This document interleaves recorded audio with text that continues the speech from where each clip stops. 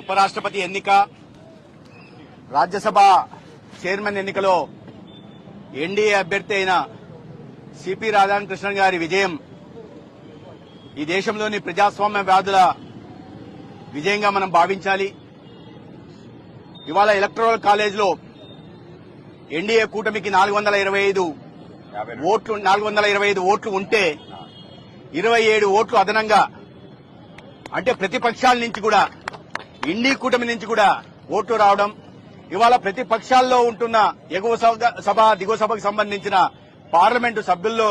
కూడా నరేంద్ర మోడీ గారి పట్ల, వారి నాయకత్వం పట్ల విశ్వాసం ఉందనే విషయం అర్థం చేసుకోవాల్సి ఉంది. గతంలో అనేక రాష్ట్రాల్లో గాని పార్లమెంట్లో గాని అప్రతిహతంగా భారతీయ జనతా పార్టీ నేతృత్వంలోని ఎన్డీఏ ప్రభుత్వం విజయాలు సాధిస్తున్నప్పుడు ఈవీఎం తప్పులని, ఓట్ చోరీ అని అబద్దపు ప్రచారాలు చేసిన రాహుల్ గాంధీ ఇతర ఎన్డీ కూటమి నాయకత్వానికి కూడా